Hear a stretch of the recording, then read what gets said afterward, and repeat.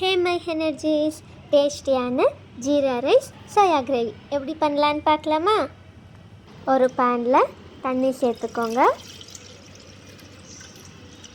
ஒரு spoon salt போட்டு சோயாவை சேர்த்துக்கோங்க.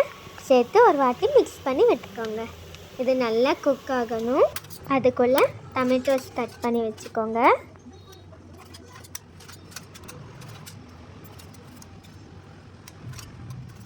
அது மிக்ஸி ஜாரில் போட்டுக்கோங்க.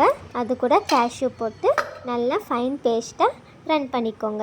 நம்ம சோயாவும் குக் ஆகிடுச்சு. இப்போது ரைஸில் தண்ணி சேர்த்து நல்லா வாஷ் பண்ணிக்கோங்க.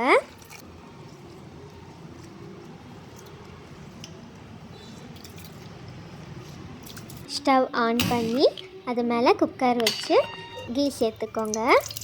அது கூட ஜீரா, பட்டை, லவங்கம், ஏலக்கி இதெல்லாம் போட்டு திரும்ப பேலி அண்ட் க்ரீன் சில்லி போட்டு நல்லா சாட்டே பண்ணிக்கோங்க. திரும்ப நம்ம வாஷ் பண்ண ரைஸும் சேர்த்து நல்லா மிக்ஸ் பண்ணிக்கோங்க. திரும்ப சால்ட்டு சேர்த்து நல்லா மிக்ஸ் பண்ணிக்கோங்க. நல்லா மிக்ஸ் பண்ணதும் தண்ணி சேர்த்துக்கோங்க. அதையும் நல்லா மிக்ஸ் பண்ணிக்கோங்க. மிக்ஸ் பண்ணி மேலே லிட் க்ளோஸ் பண்ணி விசிலை போட்டுருங்க. 3 விசில் வரணும். பாருங்கள், சோயா எவ்வளோ சாஃப்டாக குக் ஆகிருக்கு.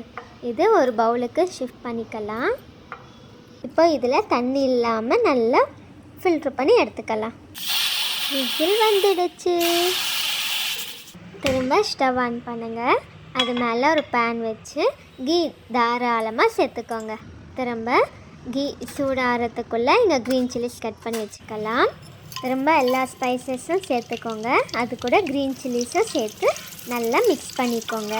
இது ரோஸ்ட் ஆகிறதுக்குள்ளே ஆனியன்ஸ் கட் பண்ணிக்கலாம். பார்த்து ஸ்லோவாக கட் பண்ணுங்க.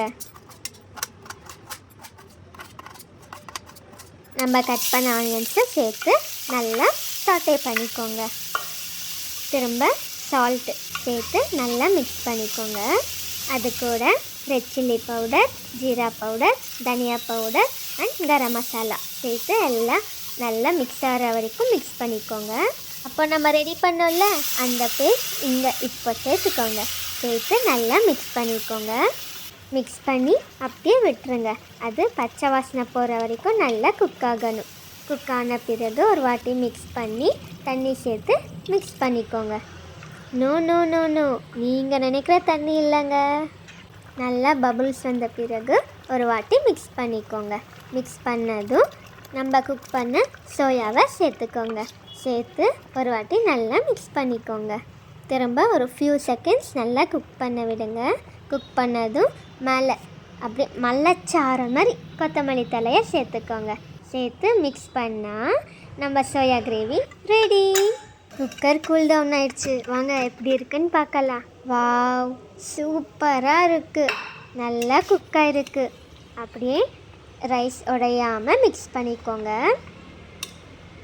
மிக்ஸ் பண்ணால் நம்ம ஜீரா ரைஸும் ரெடி. ஒரு பிளேட்டில் ஜீரா ரைஸோட சோயா கிரேவி வச்சு சாப்பிட்டா சூப்பர் டேஸ்ட்டுங்க. இதே மாதிரி நீங்களும் வீட்டில் ட்ரை பண்ணி எப்படி இருக்குன்னு மறக்காமல் கமெண்ட்டில் சொல்லுங்கள். இந்த வீடியோ உங்களுக்கு பிடிச்சிருந்தா லைக் பண்ணுங்கள், ஷேர் பண்ணுங்கள், சப்ஸ்கிரைப் பண்ணிவிடுங்க. பக்கத்தில் இருக்கிற பெல் பட்டனை தட்டிடுங்க. தேங்க்ஸ் ஃபார் வாட்சிங்.